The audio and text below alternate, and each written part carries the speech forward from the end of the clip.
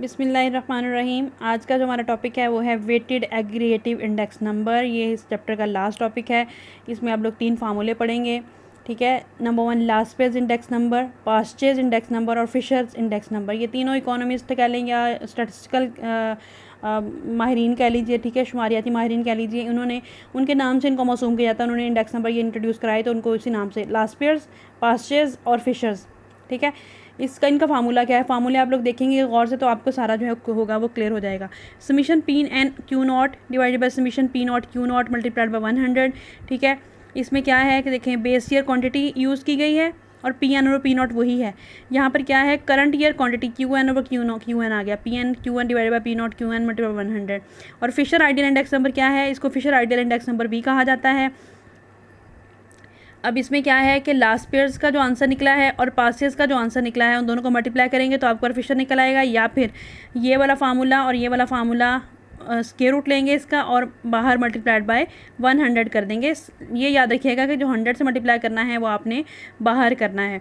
ये करने की बजाय ये वाला जो थर्ड वाला फार्मूला है ये करने के बजाय इसका एक शॉर्ट मेथड भी है, कह लीजिए कि एक शॉर्टकट भी है कि 100 से मल्टीप्लाई नहीं करना। अगर आपने इस तरह से पूरा प्रोसेस नहीं करना, अगर आप पहले से लास्ट पेयर्स और पासेस का आंसर निकाल चुके हैं, दोनों का, इन दोनों फार्मूलों का आंसर अगर आप निकाल चुके हैं तो क्या करेंगे, सिंपली इन दोनों के आंसर्स को मल्टीप्लाई करेंगे और आपके पास आंसर निकल आएगा फिशर का, ठीक है।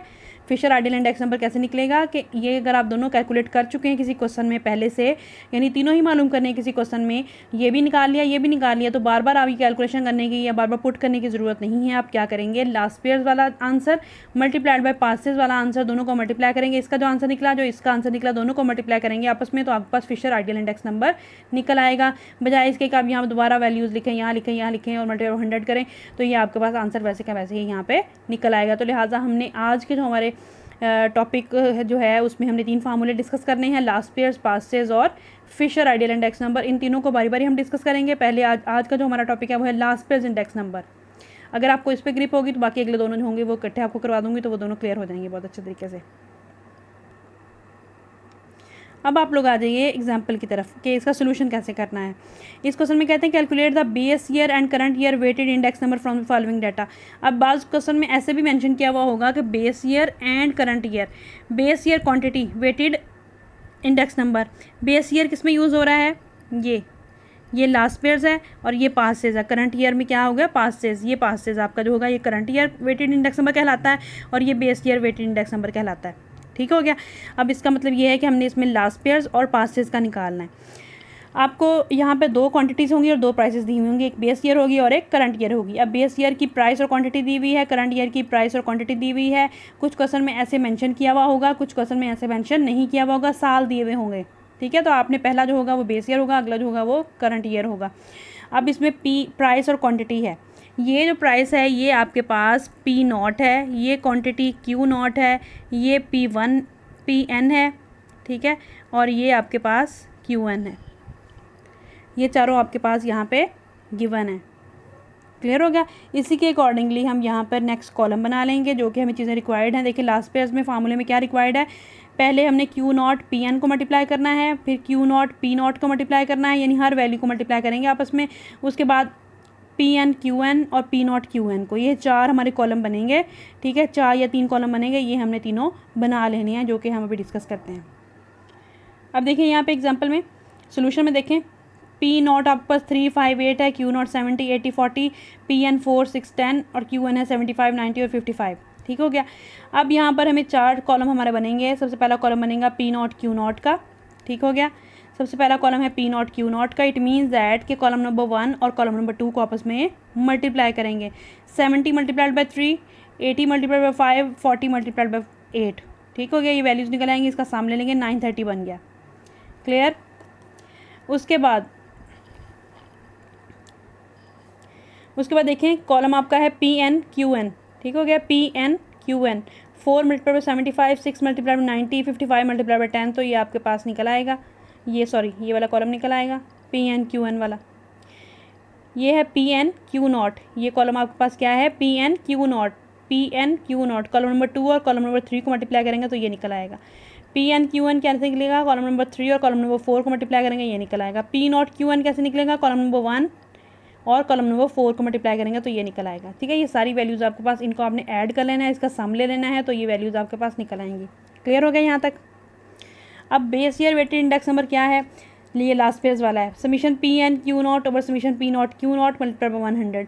Summation p n q naught क्या निकला, पी एन क्यू नॉट निकला 1160, ये वाला, ये पुट करेंगे यहाँ पे। Summation p naught q naught क्या निकला, ये 930, ये डिवाइड करेंगे मल्टीप्लाई बाय 100 करेंगे तो ये आंसर निकल आया लास्ट पेज का। क्लियर हो गया बच्चों। उसके बाद current year weighted index number में क्या है, फार्मूला क्या है, summation p n q n divided by summation p naught q n. P n q n क्या है, ये 1390, ठीक है। पी नॉट क्यू एन क्या है, 1115, ठीक हो गया, मल्टीप्लाइड बाय 100। इन दोनों को डिवाइड करेंगे, मल्टीप्लाई बाय 100 करेंगे तो current year weighted index number आपके पास निकल आएगा। ये दोनों आपके पास क्लियर हो गया, निकल आए। क्लियर है यहाँ तक बच्चों।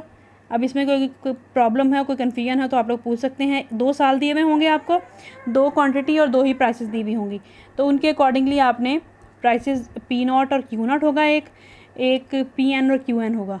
ठीक हो गया, 2 कीमतें होंगी, पहली पी नॉट होगी, अगली पी एन होगी, पहली क्वांटिटी क्यू नॉट, अगली क्यू एन होगी।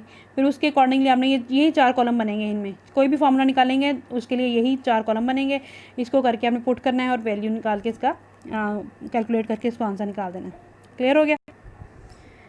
अभी एक और एग्जांपल दी हुई है, आप उसको थोड़ा सा गौर से देखें। इसमें तीनों निकालने के लिए किए हमें लास्ट पेयर, पासेज और फिशर इंडेक्स नंबर। अगर आप लास्ट पेयर और पासेज का आंसर निकाल लेंगे, जैसे कि यहाँ पर है कि ये लास्ट पेयर का आंसर निकल आया और ये पासेज का आंसर निकल आया, ठीक है।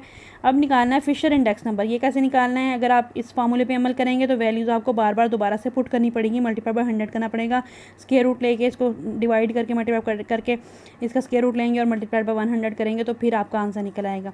उसकी बजाय अगर आप यहाँ पर सिंपली यूँ करें कि फिशर का आइडियल इंडेक्स नंबर आपने निकालना है, ठीक है, तो Laspeyres multiplied by Paasche. Laspeyres का आंसर निकला है 110.85 मल्टीप्लाइड बाय 110.62। मल्टीप्लाई करके आंसर निकालेंगे तब भी आपके पास 110.73 ही निकल आएगा। ये इसका आसान तरीका है। ठीक हो गया, क्लियर है। यहाँ पर इस तरह से भी आप इसको सॉल्व कर सकते हैं, चाहे तो इस तरह कर लें, ऐसे कर लें, चाहे तो ऐसे दोनों को मल्टीप्लाई करें तब भी ये निकल आएगा। अब इस बुक में जितनी भी एग्जांपल्स दी हुई हैं, जितनी भी रिमेनिंग पार्ट इसका रह गया है, एक्सरसाइज आपकी कंप्लीट हो गई है। एक्सरसाइज में सारे क्वेश्चन इससे रिलेटेड दिए हैं, लास्ट पेयर, पासेज और फिशर इंडेक्स नंबर, लास्ट वाले जो 3-4 क्वेश्चन हैं वो वाले। अब आपकी ये एक्सरसाइज और आपका ये चैप्टर जो होगा यहाँ पे कंप्लीट होता है। आप लोग यूँ करेंगे, मुझे क्वेश्चन सॉल्व करके असाइनमेंट बना के सेंड करेंगे। कोई प्रॉब्लम होगा तो फिर आप मुझसे पूछ लेंगे।